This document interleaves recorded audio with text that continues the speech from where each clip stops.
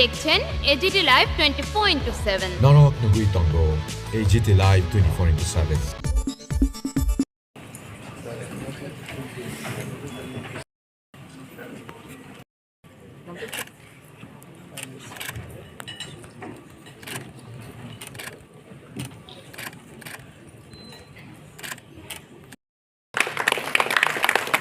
করার জন্য রাজস্ব দপ্তরে দাস মৌমিতা মগ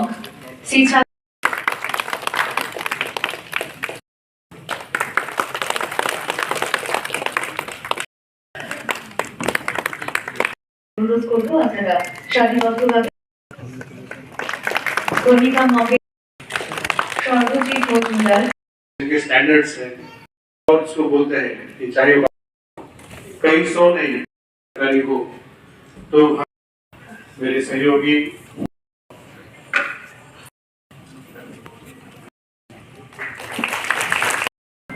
আনন্দের বিষয় এবং যারা আজকে অফার পেয়েছে তাদের জন্য কিন্তু গর্বের বিষয়, কারণ নিজেদের মেধার উপর ভিত্তি করে ওনারা কিন্তু এই আজকে অফার অফ অ্যাপয়েন্টমেন্ট যেটা পেল ডিফারেন্ট ডিপার্টমেন্টসে এবং তাদের নিজেদের যোগ্যতার মাধ্যমে কিন্তু সেটা পেয়েছে।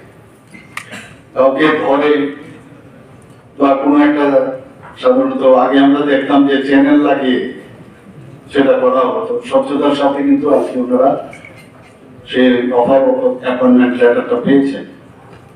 এর জন্যই নিজেরা গর্ব করতে পারবে যে আমি কাউকে ধরতে হয়নি, আমার নিজের যোগ্যতা আমরা পেয়েছি। এবং এর জন্য কোন ব্যক্তি বিশেষ কাউকে ধন্যবাদ দেওয়ার বিষয় না, গভর্নমেন্টের যে পলিসি আছে সেই গভর্নমেন্টকে ধন্যবাদ আমার মনে হয় তার জন্য প্রাপ্য, এবং আপনারা গভর্নমেন্টকে ধন্যবাদ দেবেন, ব্যক্তি বিশেষের কোনো প্রয়োজন নেই। যেভাবে এতদিন ধরে ত্রিপুরাতে যেভাবে চাকরি দেওয়া হতো তার থেকে আমরা একটু বেরিয়ে এসেছি, আমরা চাই যে মহলটা একটু চেঞ্জ হোক, এবং সেই জায়গায় পরপর এরকম কিন্তু আছে কতদিন ধরে আমরা এই অফার বিতরণ আমরা করছি। আপনাদের অফার দেওয়া হয়েছে, অফারের পরে আপনারা নিশ্চয়ই জয়েন করবেন, জয়েন করার পরে আপনাদের কিন্তু এই বিষয়গুলো ট্রেনিং দেওয়া হবে। এবং আমি আপনাদের কাছে একটা কথাই বলবো যে আলটিমেটলি মানুষ হচ্ছে নেই, তো সাধারণ মানুষের কাছে যাতে আপনারা প্রপারলি ট্রান্সপারেন্সির মাধ্যমে নিষ্ঠার সাথে যদি আপনারা সেই ডেলিভারি দিতে পারেন কাজটা, তাহলে আমরা যেটা বলছি এক ত্রিপুরা শ্রেষ্ঠ ত্রিপুরা, তখনই সেটা সম্ভব হবে।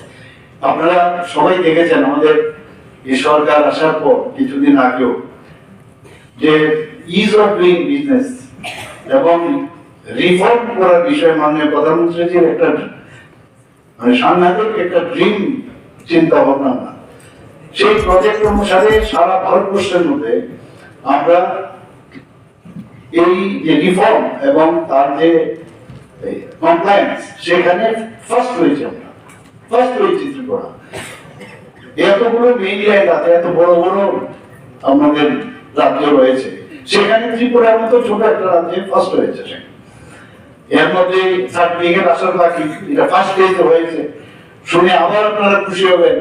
দ্বিতীয় ফেজেও আমরা কিন্তু ফার্স্ট হয়েছি, আপনারা মানে যখন আমাকে এটা দেখানো হচ্ছিল আপনাদেরকে ডিক্লেয়ার করবো কবে, বলে কাগজটা আসলে তাহলে, কিন্তু আজকে আমি নিজেকে ধরে রাখতে পারিনি, আমি বলেই দিলাম আপনাদেরকে।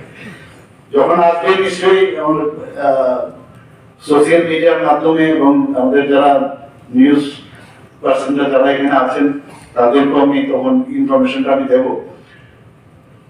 তো প্রতিটি ক্ষেত্রে ডিপেন্ড করে যে ইঞ্জিন কিভাবে চলবে, ইঞ্জিনের হেড যদি প্রপার ইঞ্জিন যদি ঠিকভাবে চলে, বাকি কিন্তু এমনি চলবে। আমাদের সবচেয়ে যে বড় ইঞ্জিন ডাবল ইঞ্জিন নিয়ে কিন্তু অনেকে অনেক কথা বলে, মাননীয় প্রধানমন্ত্রী হচ্ছে বড় ইঞ্জিন, আমাদের প্রতিটা স্টেট হচ্ছে দ্বিতীয় ইঞ্জিন। এখন আপনারা সবাই জানেন যে পশ্চিমবঙ্গে আমরা নতুন ভাবে ভারতীয় জনতা পার্টির সরকার সেখানে হচ্ছে আগামীকাল, আমি আজকেই যাবো, কালকে ও ট্রেকিং আমি জয়েন করবো। এবং 12 তারিখ আমাদের গুয়াহাটিতে যেতে হবে, সেখানেও ওভারটেকিং এ যাবো সেখানে।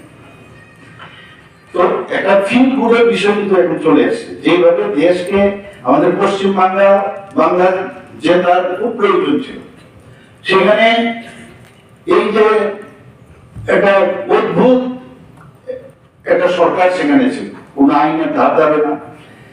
আপনারা ভাবুন, ইতিহাস কিন্তু সবকিছু সৃষ্টি করেছে। ইতিহাস কিরকম সৃষ্টি করেছে যে আমি মুখ্যমন্ত্রী হয়ে আমি হেরেছি, কিন্তু আমি রেজিগনেশন দেব না। এই পৃথিবীর মধ্যে আমি জানি না ভারতবর্ষের মধ্যে আর কখনো এরকম হয়েছে কিনা। তো আমি জানি না কি বুঝাতে চান। তো এরকম অবস্থার মধ্যে যেহেতু টেনিউর শেষ, তো অটোমেটিক্যালি এতে বোঝা যায় যে কি ধরনের চিন্তা ভাবনা। তো সেই জায়গায় আগামীকাল যখন আমাদের সেখানে ওভারটেকিং সেরেমনি হবে, এবং সেখানে আমি যখন বিভিন্ন প্রায় 17-18টা জায়গায় আমি গিয়েছিলাম বিধানসভা, সেখানে আমি বলেছি what Bengal things today India things tomorrow, এরকম একটা কথা ছিল। এই ভারতবর্ষের জন্য পশ্চিমবাংলা একটা রাষ্ট্রবাদী চিন্তাধারার যে একটা সরকার সেখানে গঠিত হতে যাচ্ছে, তাতে করে সমস্ত সম্প্রদায়ের যে সবকা সাথ সবকা বিকাশ বিশ্বাস আর প্রয়াস, এই কথাটা যে বলছে সেখানে কিন্তু শুরু হতে যাচ্ছে। সমস্ত জায়গায় গুন্ডামি, মারপিট, পেশি শক্তি, অর্থ শক্তি, এগুলো ব্যবহার করে বিভিন্ন জায়গায় এতদিন ধরে একটা যে ultimately political decision very important. Political ডিসিশনে যখন তার বেটার ডিসিশন হয়, সেটার সুফল কিন্তু সাধারণ মানুষ পায়। আর ইমপ্লিমেন্টিং যারা করেন, ইমপ্লিমেন্টেশন যারা করেন, যারা অফিসাররা আছেন, এক্সিকিউটিভ যারা অফিসাররা আছেন, তারা কিন্তু ডিপেন্ড করে যে পলিটিক্যাল সিদ্ধান্তটা প্রপার কিনা। তারপরে ভুলভ্রান্তি তো হয়, ভুলভ্রান্তি হতেই পারে, কিন্তু এর থেকে শিক্ষাও নিতে হয়। তো সেই জায়গায় আমার মনে হয় যে আপনারা আজকে অফার আপনারা পেয়েছেন, অফারের সাথে সাথে আপনাদের কিন্তু সাধারণ মানুষের জন্য চিন্তা করা প্রয়োজন। কারণ এই যে আপনাকে যে আজকে একটা বেতন বা যাই সুযোগ সুবিধা পাবেন, সাধারণ মানুষের ট্যাক্সের পয়সার কারণে কিন্তু সেই সুবিধাটা আপনারা পাচ্ছেন। আমাদের মধ্যে এই মাইন্ডসেটটা কিন্তু একেবারেই অনেক সময় বিভিন্ন কারণে নিজের যে স্টেট অফ মেন্টাল কন্ডিশনটা অনেক সময় ঠিক থাকে না। কিন্তু একবার বেরোবার সময় যদি আপনারা অফিসে যখন যাবেন, একবার বসে চিন্তা করবেন যে আমি মানুষের জন্য যাচ্ছি, মানুষের জন্যই আমার এই পজিশন, আমি ওখানে যাচ্ছি। সব মানুষ আবার একরকম হয় না। আপনাদের 10টা লোকের সাথে আপনি কথা বলছেন, এর মধ্যে একজন হয়তো বা ঠিকভাবে আপনার সাথে। আমাদের পরিবেশিত এই সংবাদটি দেখার জন্য ধন্যবাদ। চিনি কক্তমা নাইমা বাগুই বেলায় হাম্বাই।